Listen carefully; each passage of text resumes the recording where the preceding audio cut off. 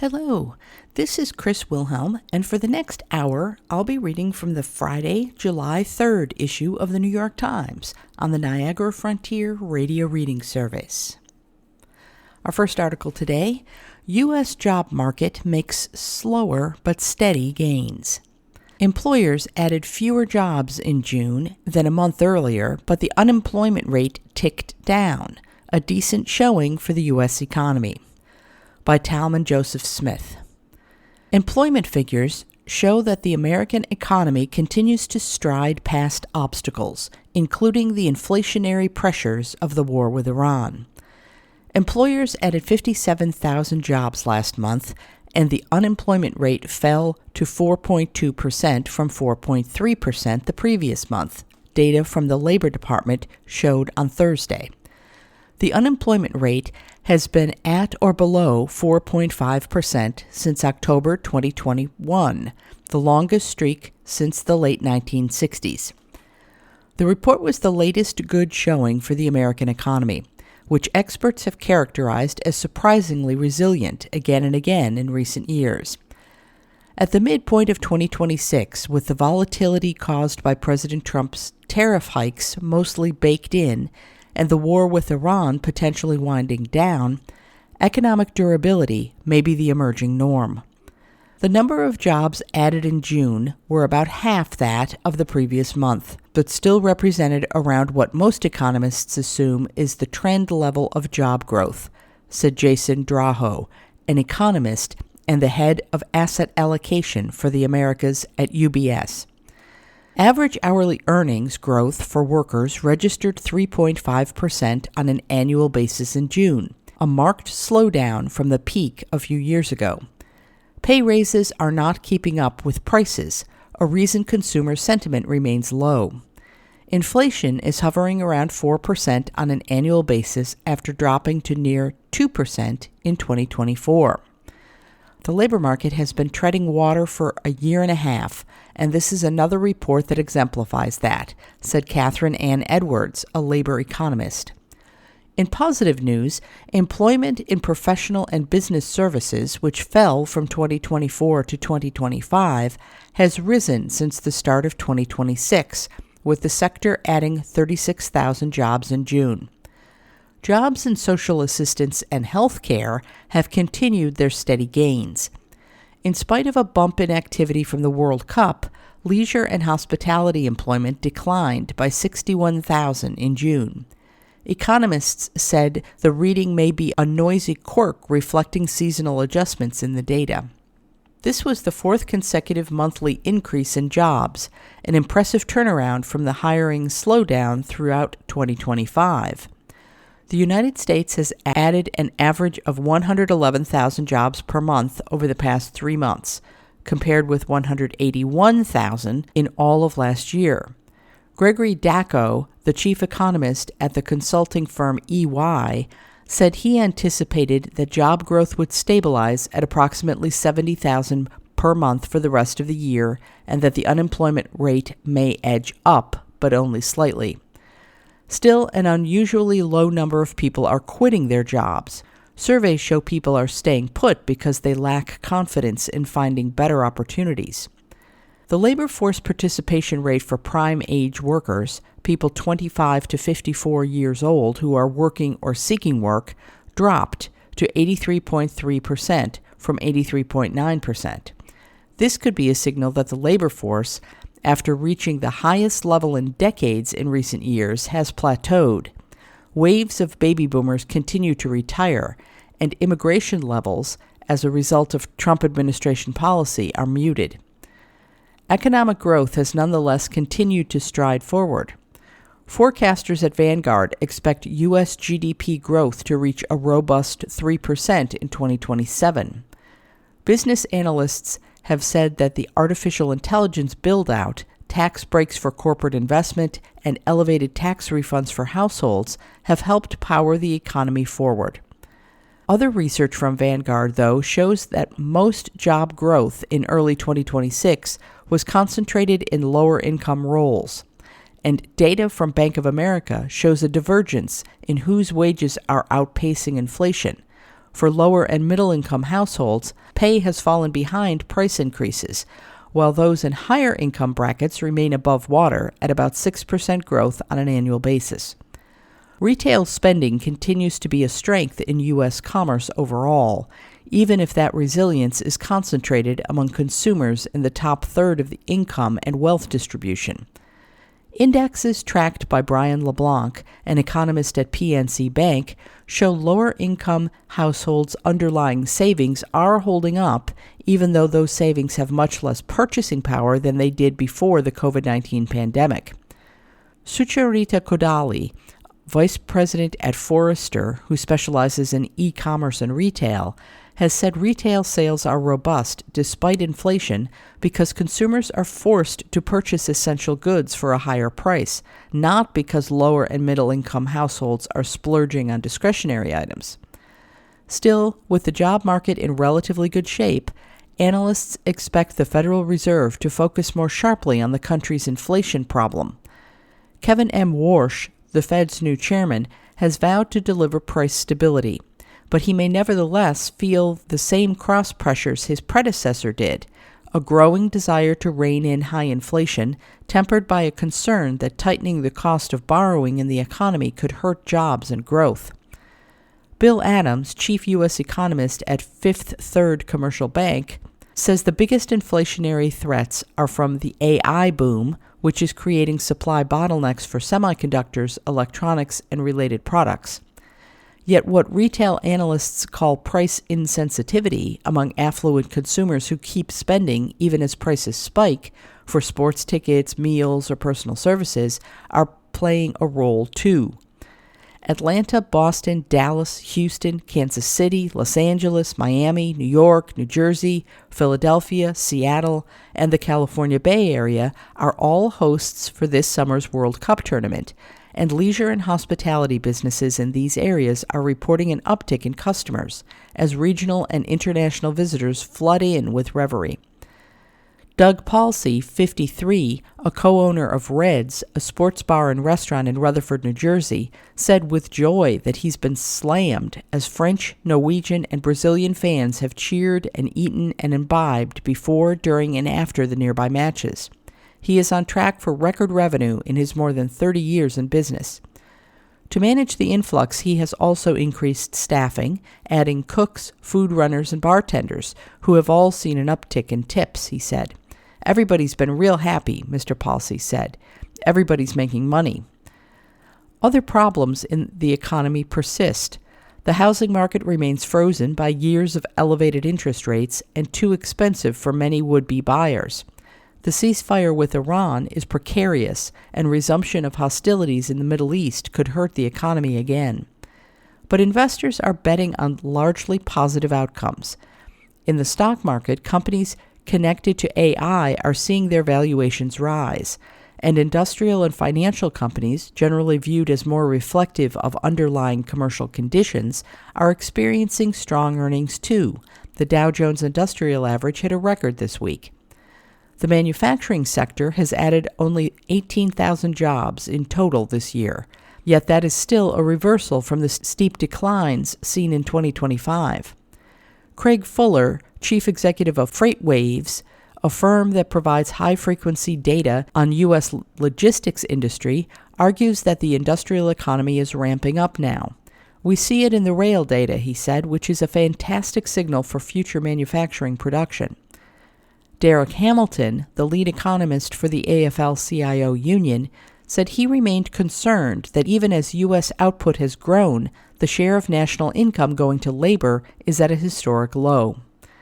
Dr. Edwards, the labor economist, said the mass reduction in job openings in recent years has made her understand why American workers may still be frustrated despite the turnaround in some headline data.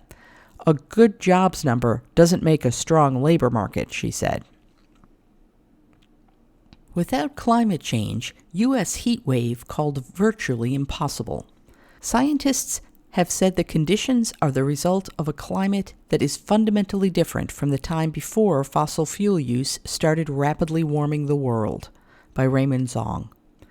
Heat and humidity as severe, prolonged, and far-reaching as this week's would have been virtually impossible in the Northeast and eastern Canada before humans began warming the planet, a team of scientists said on Friday. Emissions of carbon dioxide and other greenhouse gases from the burning of oil, gas, and coal have trapped more of the sun's heat at the Earth's surface, raising temperatures worldwide for more than a century. Summer hot spells are nothing new, but because of the excess heat around the planet caused by global warming, they can produce higher temperatures today than they once did. To estimate how much climate change increased the likelihood of this week's sweltering conditions, scientists analyzed records of a measurement of heat stress called a wet bulb globe temperature, a figure that accounts for humidity, wind, and direct sunlight. Given that the heat wave is still unfolding, the researchers combined weather observations and forecast data. They found that the highest 5-day average this week of wet bulb globe temperature over the northeastern United States and eastern Canada was still rare in today's climate, with a roughly 0.5% chance of occurring in any given year. But it would have been so rare as to be effectively impossible in the cooler world before the Industrial Revolution, they found. The scientists are affiliated with World Weather Attribution, a collaboration that examines extreme weather events to pinpoint the degree to which they were influenced by global warming. Their findings have not yet been published in a peer-reviewed academic journal.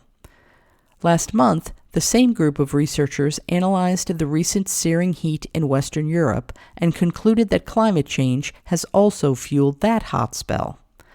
On America's 250th birthday, our study gives a clear reality check, said Theodore Keeping, a climate scientist at Imperial College London who worked on the analysis. The climate the country has today is fundamentally different to the one it had when the Founding Fathers signed the Declaration of Independence. You are listening to a reading of articles and features from the New York Times on the Niagara Frontier Radio Reading Service. Trump's huge windfall has few known global precedents. President Trump's earnings in office are at a level once unimaginable for any leader of a liberal democracy, particularly a sitting American president. By Jason Horowitz. Silvio Berlusconi, the Italian prime minister and billionaire mogul who died in 2023, is often considered to have set the mold for President Trump with his mastery of the news media, gilded taste, and above all, legislative maneuvers that drew accusations of conflicts of interest. Mr. Berlusconi passed laws that appeared tailor-made to protect and benefit his family's vast business empire, and his annual earnings disclosures showed he had been paid tens of millions of dollars while serving as prime minister. This week, new financial disclosures suggested that Mr. Trump has broken that mold by making at least $2.2 billion in his first year back in the White House, including about $1.4 billion from his family's cryptocurrency businesses. Mr. Trump's profits are a haul once unimaginable for any leader of a liberal democracy, particularly a sitting American president. No modern Western leader has ever publicly disclosed such big windfalls while in office. The Trump family's earnings, experts said, have moved him into an echelon of enrichment more associated with strongmen in Russia and Turkey. His gains were all the more striking because the United States has long positioned itself as a standard-bearer for financial regulation, anti-graft measures, and the rule of law. Yet his cryptocurrency earnings highlight an unusually glaring conflict. As president, Mr. Trump oversees the regulation of an industry that, as a businessman, he also greatly profits from. The White House has denied that Mr. Trump or his family had engaged in conflicts of interest, and he has personally brushed aside such concerns, saying this week, "I never speak to any of the people that run the money." That reluctance to acknowledge any conflict now makes it harder, experts said, for anti-corruption investigators in countries big and small to combat behavior that the United States, until Mr. Trump's presidency, once condemned. How the U.S. behaved was quite influential in shaping international norms, said Professor Liz David Barrett, director of the Center for the Study of Corruption at the University of Sussex. Now, Mr. Trump's windfall has undermined the idea that there is a standard to which we should all be aspiring, she said. It was now easier for other global leaders to ask, why should I regulate my behavior when the greatest power in the world is not regulating its president, she added. Mr. Trump is, of course, hardly alone when it comes to accusations of exploiting public office for private profit. Mr. Berlusconi himself came to power after a bribery scandal that removed Italy's ruling class. Prime Minister Benjamin Netanyahu of Israel has defended himself against charges of bribery, fraud, and breach of trust. He is accused of granting regulatory favors to prominent businessmen in exchange for gifts or sympathetic media coverage. Spain's former Prime Minister, José Luis Rodríguez Zapatero, has been placed under formal investigation on suspicion of influence peddling, which he denies. And its current Prime Minister, Pedro Sánchez, recently defended himself in Parliament amid corruption allegations against his wife, brother, and former political allies. But the immensity of the Trump family's profits, experts said, put him into a different league to any of those leaders. Mr. Trump and his family have not been accused of violating the law to achieve their windfall, and he is exempt from laws that would otherwise require senior U.S. officials to sell holdings in companies that might be helped by their political decisions. Still, the scale of the profits has instead drawn comparisons with President Vladimir V. Putin of Russia. Mr. Putin officially owns only a modest apartment, 2 vintage Soviet cars, a Lada SUV, and a Soviet camping trailer. But critics have claimed that he is the boss of a vast network of oligarchs and state power that have made him one of the richest people in the world. An anti-corruption foundation led by Alexei Navalny, the Russian activist who died in a Russian jail in 2024, said that Mr. Putin had amassed a wide array of personal assets. The foundation alleged that those included estates across Russia, 2 yachts in Europe, and a sprawling, estimated $1.3 billion palatial complex on the Black Sea, equipped with its own underground multi-story bunker system with a tunnel to the beach, vast private luxury vineyards, and a hockey rink. Mr. Putin denied owning the property. In Africa, Sani Abacha of Nigeria, the general and former dictator who died in 1998, was accused by the Nigerian government of looting billions of dollars, including money taken from the central bank. The Congolese dictator Mobutu Sese Seko, who took power in a coup in 1965, laundered vast sums through real estate in Europe before he died in 1997.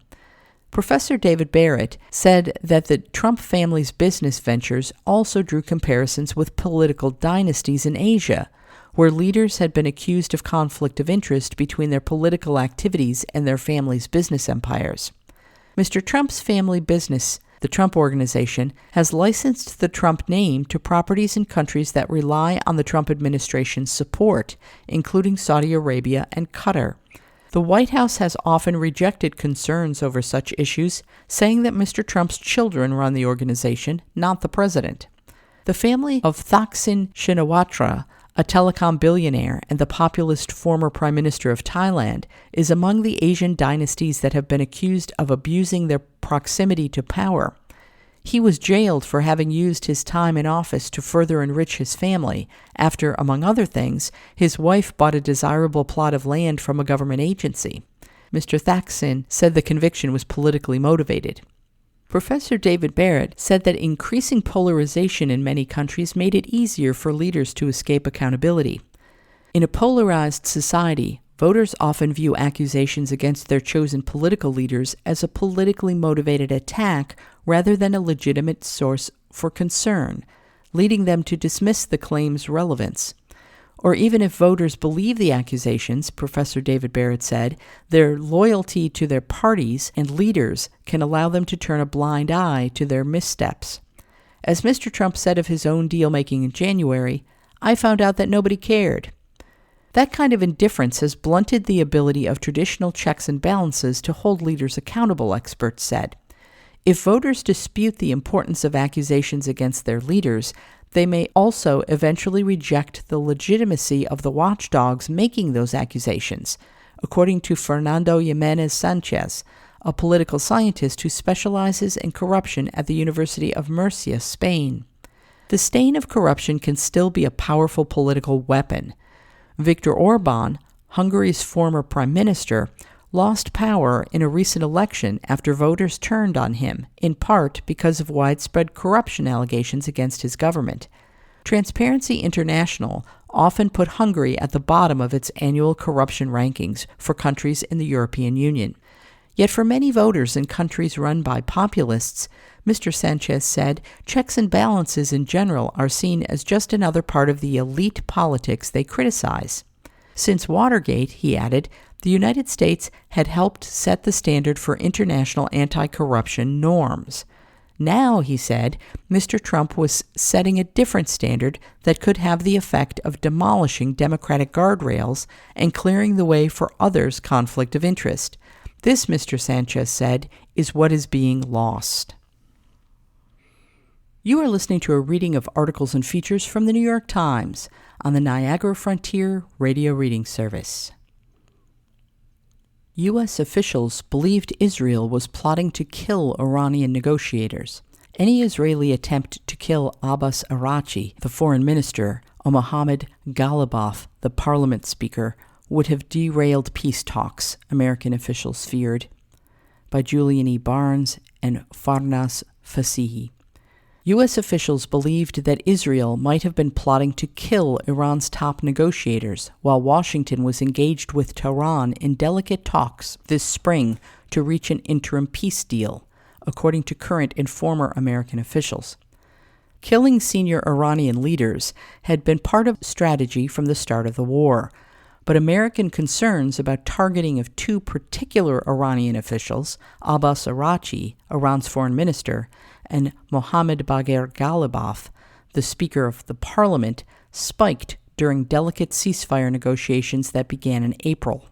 Fearful that an Israeli assassination effort would doom the negotiations, the United States, according to some of the officials, went so far as to ask other countries in the region to warn Iran about the possibility Israel could target the two officials. U.S. officials acknowledged that during the intense phase of the war, Mr. Araghchi and Mr. Ghalibaf, as senior government officials, could have been legitimate targets for Israel, which was intent on toppling Iran's hardline government. But after the negotiations started in earnest in April, American officials believed that any attempt to kill the Iranian leaders would end the talks and reignite the fighting. The war began on February 28th with an Israeli strike that killed the supreme leader, Ayatollah Ali Khamenei, and other top officials based in part on U.S. intelligence. While U.S. strikes focused on Iran's navy and missile forces, Israel prioritized targeting the leadership in the early phase of the war, intent on killing as many high-ranking officials as it could. That included killing potentially more pragmatic leaders that the Trump administration had hoped to negotiate with, such as Ali Larijani, Iran's top national security official, and Kamal Karazi, a former Iranian foreign minister. Both men were involved in the negotiations with the United States when they were killed in Israeli airstrikes.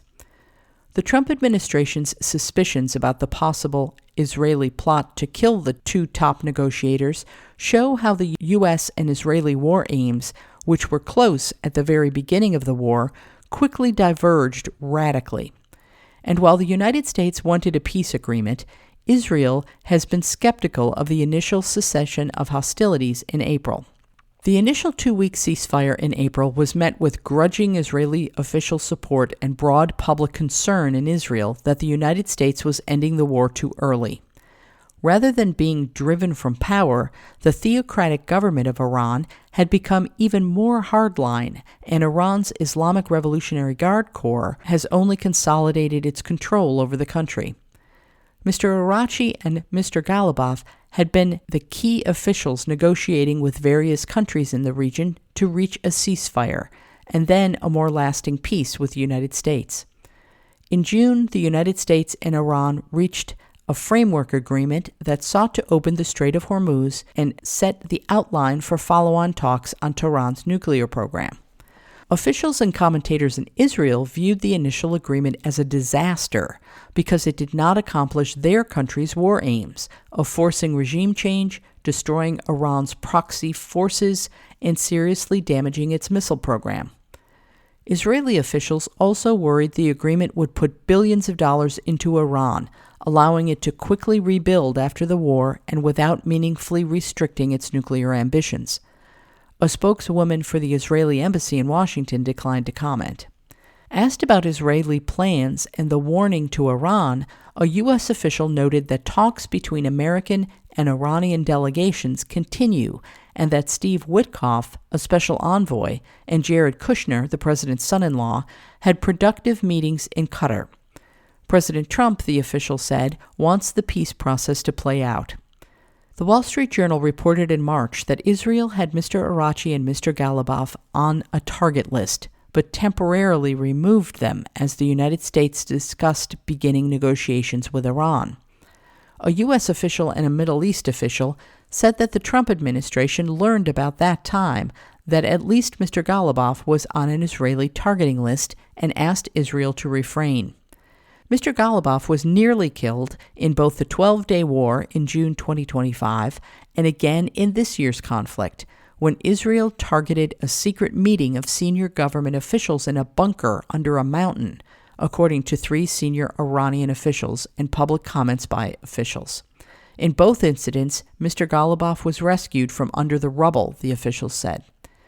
Today, Mr. Ghalibaf and Mr. Araghchi and other members of the negotiating team have put their lives on the line, knowing the grave security risks, and this is called a real sacrifice, not political maneuvering, Mohsen Zanganeh, a lawmaker, told local media in late April after the Islamabad meeting.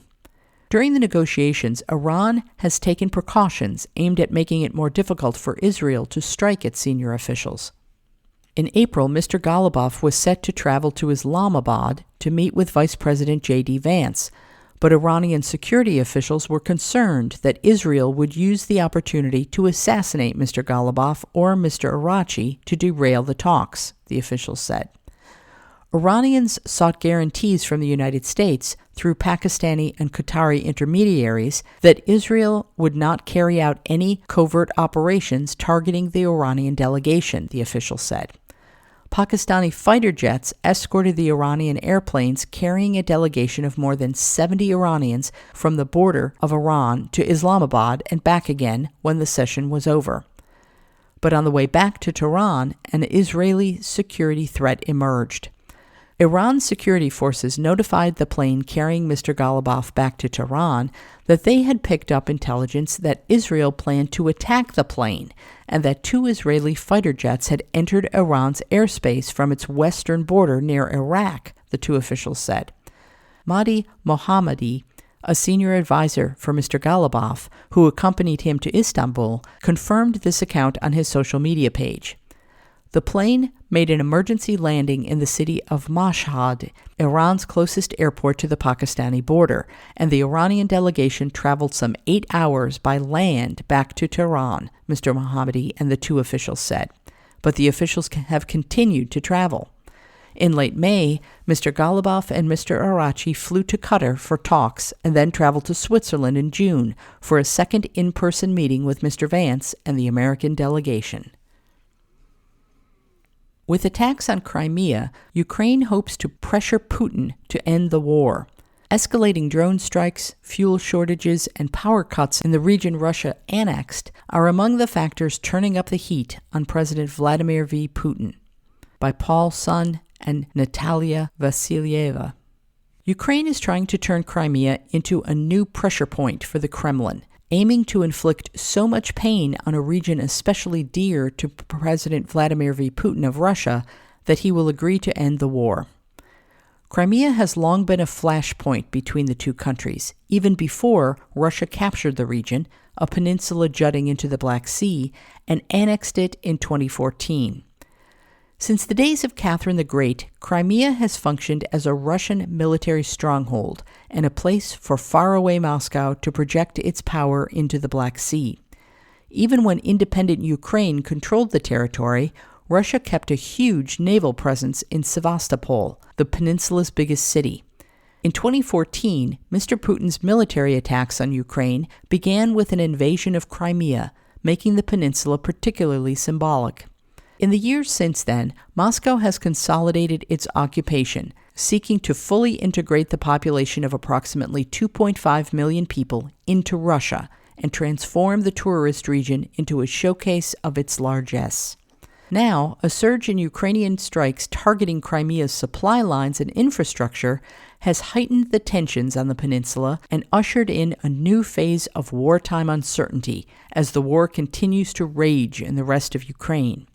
Overnight Wednesday into Thursday, Russia launched waves of ballistic missiles and drones into Kyiv, killing at least 30, according to Ukrainian emergency services, in what appeared to be the Kremlin's immediate retort to the pressure and the latest signal from Moscow that Mr. Putin is digging in. Here are 4 reasons Crimea has become a pressure point in the war. Daily life is unraveling. Thousands of people in Crimea are being hit with prolonged electricity outages. Water supplies that rely on electric pumps have been disrupted. Summer camps for children have been evacuated and shut for the season. Above all, Ukrainian strikes have successfully disrupted fuel supplies. The authorities tried to ration gasoline, but eventually announced that sales to the public were largely stopping, with fuel mostly reserved for municipal and emergency services.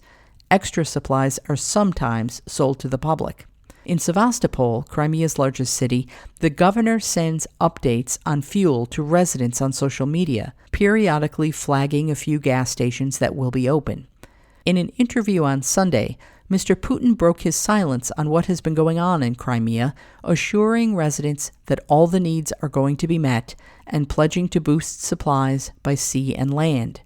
But the Moscow-backed head of Crimea, Sergei Aksyonov, warned in a video posted on Tuesday on the Russian social media network VK that large volumes of fuel won't be for sale in the immediate future. The VK page was flooded with responses from Crimean residents complaining about the power outages and lack of water and gasoline.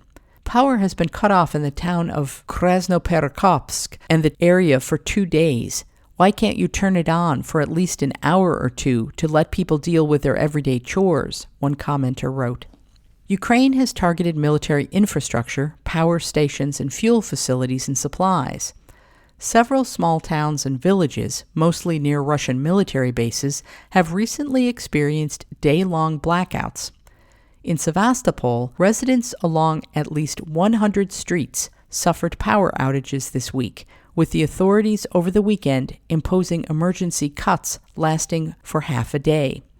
While the government has provided power and fuel for critical infrastructure such as hospitals and schools, smaller businesses are clamoring for help. The famous electric trolley service between the airport of Simferopol, the Crimean capital, and the resort of Alushta has been suspended until further notice. A rare collection of some 4,500 marine animals at Sevastopol's 19th century aquarium is under threat because of power shortages and lack of fuel, according to the aquarium's management. The bridge is a last lifeline. Ukrainian forces have carried out frequent strikes on ships in the Black Sea and on the isthmus that connects Crimea to the Russian-occupied part of the Kherson region on the mainland. That means there is essentially only one way in and out, the Kerch Strait Bridge.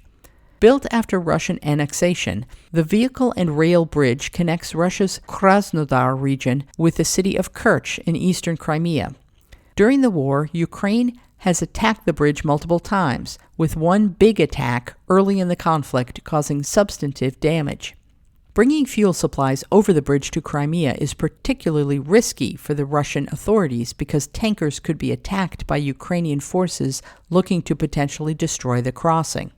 Heavy trucks have been banned from the bridge since 2022, when Ukraine mounted an attack using a truck laden with explosives. Security checks of vehicles are often carried out. Russia has also put up drone defenses to protect the vital crossing, including installations that shoot out smoke as a visual distraction. If Ukraine escalates its campaign and takes out the bridge, turning the region into an island as Kyiv promised, the situation for residents in Crimea could grow far worse. Crimea has great symbolic value. Mr. Putin has repeatedly described the mostly bloodless annexation of Crimea as one of his major achievements. He has portrayed the seizure as righting a historic wrong committed by the Soviet government, which transferred Crimea from the Russian Republic to the Ukrainian Republic in 1954. Moscow's seizure of Crimea gave a boost to Mr. Putin, whose approval rating shot up to 82% from 60% in 2 months. Whipped up by state media, Russians displayed "Crimea is ours" stickers on their cars and bought T-shirts with Mr. Putin's portrait. Jubilant crowds of Russian-speaking Crimeans cheered the annexation in the streets, while the Crimean Tatars and other minorities with a history of mistreatment by the Kremlin strongly opposed Moscow's takeover. Crimea has the same enormous sacred meaning to Russia as Jerusalem's holy sites have for Jews and Muslims, Mr. Putin said in 2014, and this is how we are going to feel about this now and forever. He also argued that he had to take Crimea because Sevastopol was home to the Russian Navy's Black Sea Fleet, and Ukraine wanted to join NATO. With the demise of the Soviet Union, Russia struck a deal to lease Sevastopol's naval facilities from Ukraine. Ukrainian attacks have now forced the Russian Navy to move the bulk of that fleet out of Sevastopol and Crimea in general. Ukraine has many more drones and missiles. Russia attacked Ukraine starting last year with huge swarms of drones that overwhelmed air defenses, and initially, Kyiv couldn't dispatch drones in similar numbers. But more recently, Ukraine has significantly stepped up its domestic production of drones and missiles and focused on making weaponry without parts imported from China. Those efforts have borne fruit. Ukraine has carried out deep strikes on Crimea, Moscow, and other parts of Russia, which President Volodymyr Zelensky of Ukraine has called long-range sanctions. Ukraine has in particular targeted fuel refineries and caused gasoline shortages across Russia, so the attacks have brought the war home for many Russians in a way that more acutely affects daily life. The air campaign has increased pressure on Mr. Putin, who previously managed to insulate much of Russian society from the reality of war. But the Russian leader has projected defiance, saying in the Sunday interview that the attacks will not affect his resolve to conquer the territory in eastern and southern Ukraine that he desires. Ukraine launched the biggest drone attack on Moscow of the war on June 18th. The Russian Defense Ministry said it downed nearly 1,000 drones across the country that day. You are listening to a reading of articles and features from the New York Times on the Niagara Frontier Radio Reading Service. As far-right rises, German leaders look to jumpstart the economy. An agreement between Chancellor Friedrich Merz and his center-left partners bets on politically painful compromises in hopes of holding off hardline rivals. By Jim Tankersley and Christopher E. Schütze. German leaders said on Thursday that they had reached a long-sought agreement meant to reinvigorate their country's faltering economy, betting on the power of compromise to lift the national mood and stop the surge of the far right. Friedrich Merz, the German chancellor, and his governing partners said their 34-point package would loosen labor laws, shore up pension plans, reduce regulation and bureaucracy, and cut taxes for the middle class, while raising top tax rates for high earners. It was a potentially landmark move from the centrist parties that have dominated German politics since World War II. The parties face a serious challenge from the far-right party Alternative for Germany, or AfD, amid national anxiety over the economy and immigration. The agreement was also an act of political desperation, with broad implications for mainstream parties across Europe who face similar difficulties in fighting off hardline opponents. The package includes politically painful trade-offs that are likely to upset key interest groups on the left and the right, including labor leaders and wealthy business owners. But Mr. Merz of the center-right Christian Democrats and his center-left partners, the Social Democrats, said on Thursday that the sum total of the deal was ambitious enough to shock the German economy out of its years-long doldrums. "We are all in agreement that things cannot continue as they have in the past," Mr. Merz said at a morning news briefing in the garden of the Chancellery. "We all agree that the political center must prove itself here and now. We are shaping our country, we are modernizing our country, and we are leading our country into the future." Before coming into effect, the agreement will have to be turned into legislative text and then survive votes in Parliament, which are planned by the end of the year. The main provisions include tax breaks that could total nearly $700 a year for a middle-income family of 4 by 2028, offset by increased tax rates for some high earners and an overhaul of public pensions, including an increase in the retirement age. Those changes are meant to shore up a public retirement system that will be strained in coming years by Germany's aging workforce. Other measures are intended to reduce bureaucracy, combat welfare fraud, and allow bakeries to be open longer hours. Economists said the plans that could provide the biggest economic boost were focused on encouraging Germans to work more. They include additional flexibility in the hours employees can work in the course of a week, and new restrictions meant to crack down on abuse of sick leave, which German workers utilize at relatively high rates. The reform package is an important contribution to overcoming Germany's economic stagnation, said Clemens Fust, president of the IFO Institute for Economic Research in Munich, which has criticized the government's economic policies in the past. But, he added, further measures will be necessary. The biggest effects in the short term could be political. Mr. Merz won office last year on a promise to bring ambitious changes to all corners of the German economy, to bolster growth and lift a sagging national mood. Aside from a small package of tax changes last summer, though, he had struggled to deliver, failing to reach agreement with the Social Democrats. Bickering between the parties has soured voters on Mr. Merz and his government. So has the flagging German economy, which was weighed down over the past year by a pair of decisions made by President Trump: new American tariffs on German exports and the war in Iran, which sent fuel prices soaring around the world, including in Germany. A promised autumn of reforms last year came and went with no deal. So did this winter and spring. All the while, the Alternative for Germany has been gaining ground in national polls, passing the Christian Democrats to become the nation's most popular party, as recorded in polling averages. Mr. Merz has repeatedly said that economic rescue is the key to stopping the AfD.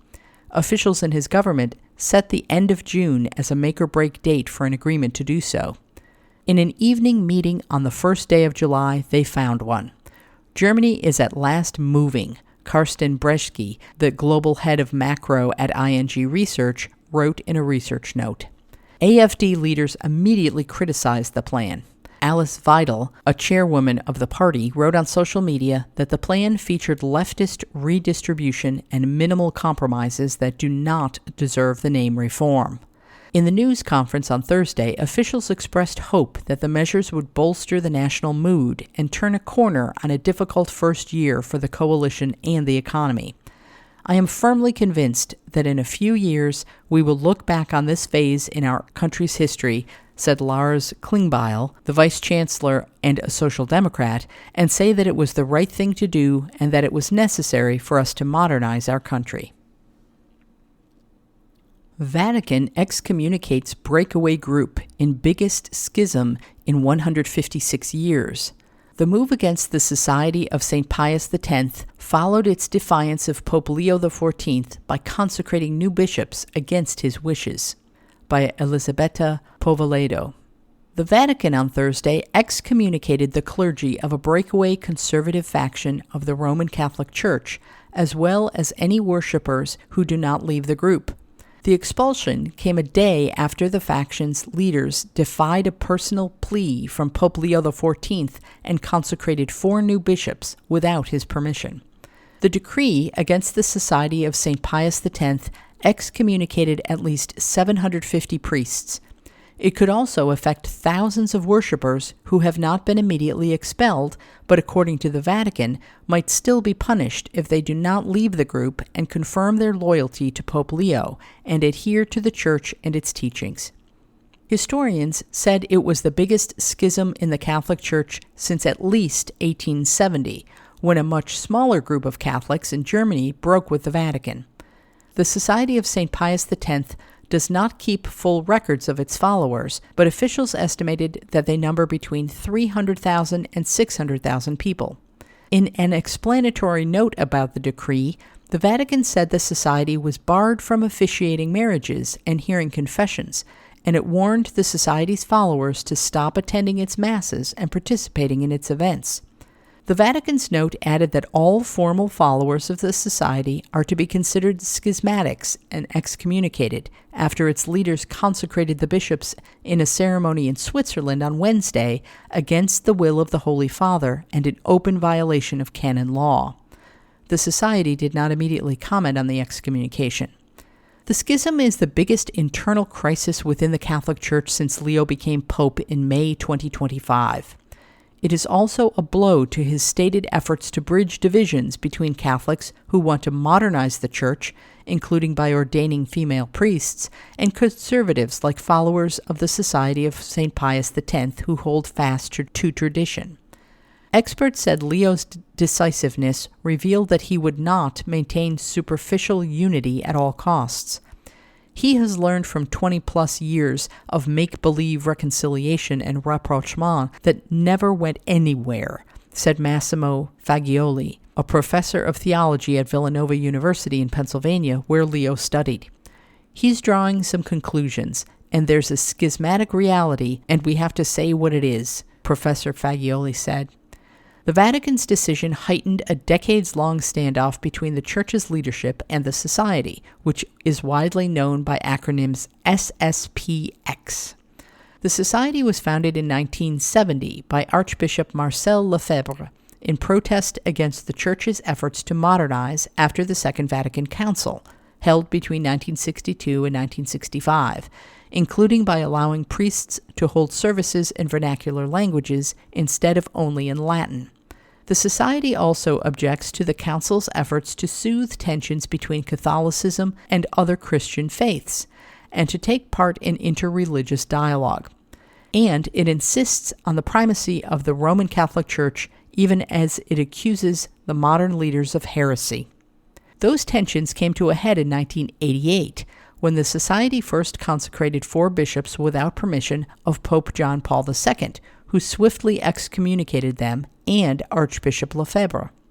Relations thawed somewhat in 2009 under Pope Benedict XVI, who lifted the excommunications of the surviving bishops in a gesture of outreach to all Catholics still attached to celebrating the traditional Latin Mass.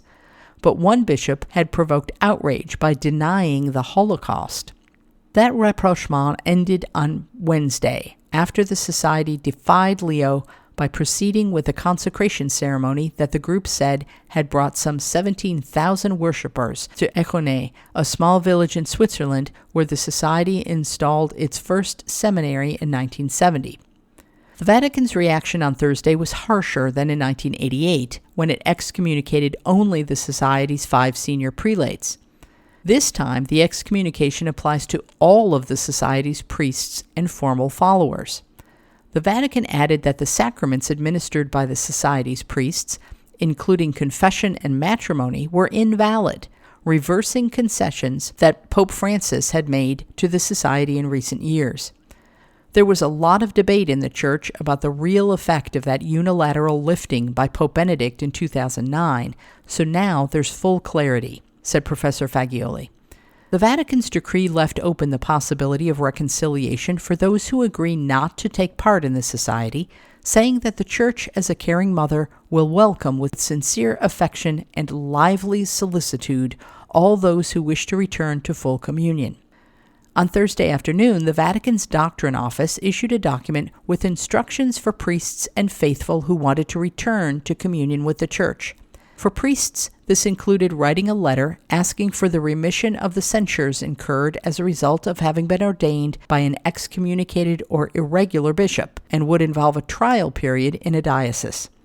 In the case of lay worshippers, they are not automatically excommunicated, but would be evaluated case by case, the Vatican wrote. As with priests, removing the sanction would require signing a profession of faith written in Latin.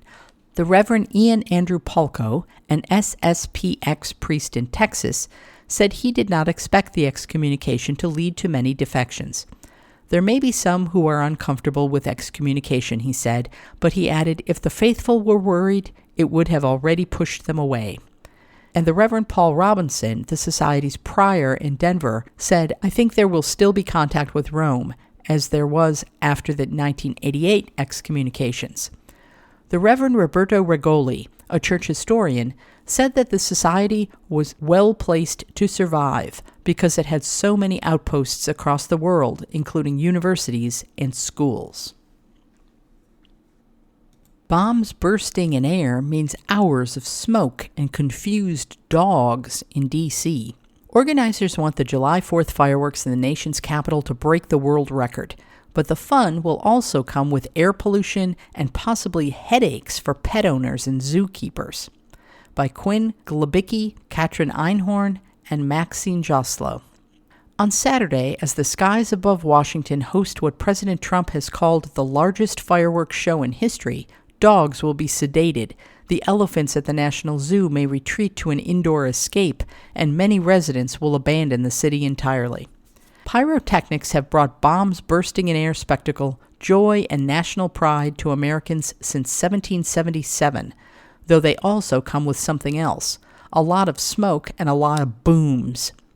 On this 4th of July, as America celebrates its 250th anniversary, organizers are trying to set a world record by igniting more than 850,000 fireworks from 10 sites, including the Lincoln Memorial Reflecting Pool and from barges along the Potomac River. To add to the patriotic rumpus, squadrons of fighter jets and bombers will shriek through the skies above the National Mall in an all-day, all-American cacophony. Not to be a party pooper, but the weekend extravaganza comes with significant environmental downsides for people, pets, and wildlife. For starters, the 40-minute pyrotechnic spectacular is likely to form thick plumes of pollution over the city, and 100-degree temperatures are expected to exacerbate poor air quality. An analysis of the planned fireworks prepared by the National Park Service and obtained by the New York Times found that air quality would be hazardous near the National Mall during and after the show and very unhealthy in downtown Washington, Capitol Hill, and across the Potomac River in Arlington, Virginia.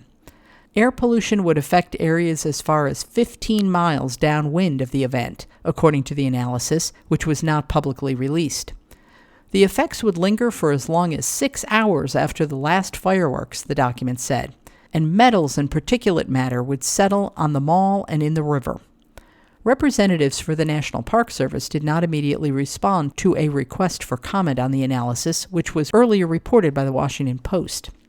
Fireworks release tiny particles that can irritate lungs and trigger asthma attacks, along with gases like carbon monoxide and sulfur dioxide, and metals including aluminum, manganese, and cadmium, according to the American Lung Association.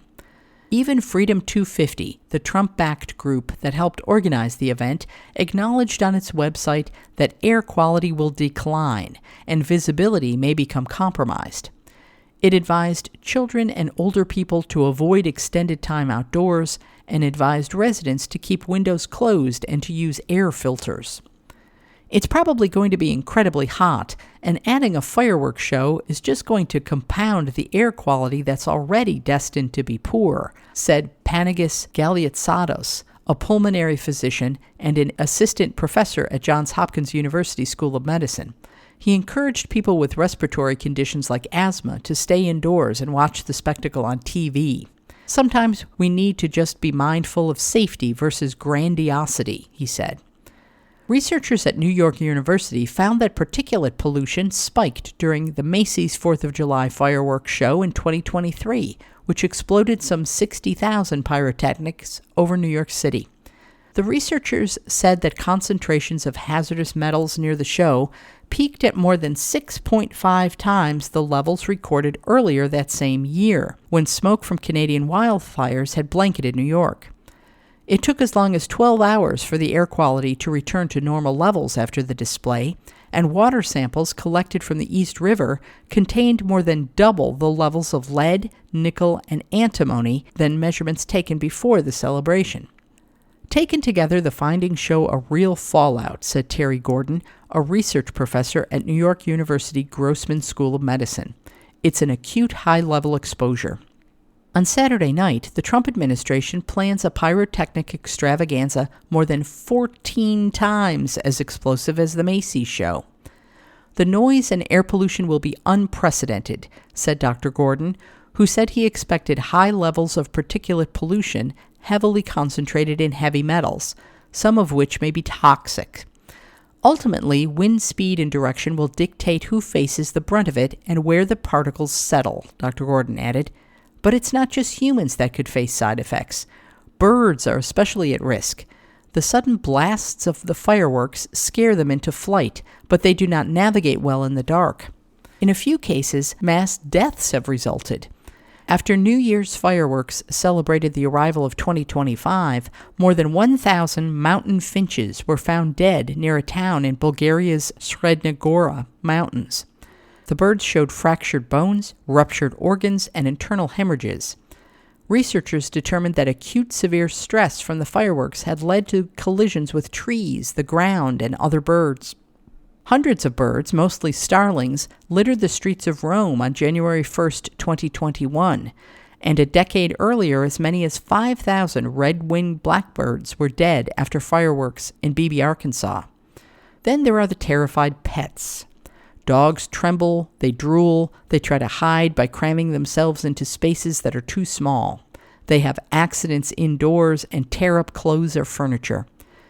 They're so anxious, they just don't know what to do with themselves, said Allison Gross, the hospital director at Union Veterinary Clinic on Capitol Hill. Not all dogs react badly to fireworks, but a significant number do. It's such a loud noise, and they can't pinpoint where it's coming from, if it's a threat or not, Dr. Gross said. Differences in hearing between humans and dogs may also play a role. The best way to ease a dog's anxiety, Dr. Gross said, is with a prescription sedative. Her dog, a boxer mix named Rooney, goes from whining and pacing in distress to curled up next to her on the couch after being given a fast-acting drug. This year, given the scale of the fireworks and flyovers, her office is receiving more requests for sedatives than usual, Dr. Gross said. And some owners are planning to leave the city altogether rather than endure the many thousand explosions.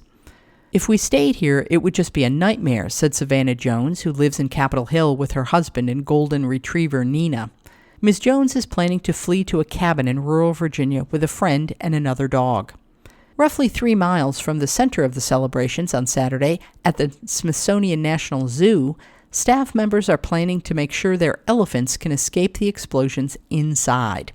We do take into account that the fireworks are possibly a disturbance to the herd, so we usually make sure all the elephants at least have indoor access overnight so they can choose to get away from the action as much as possible, said Robbie Clark, the zoo's elephant manager.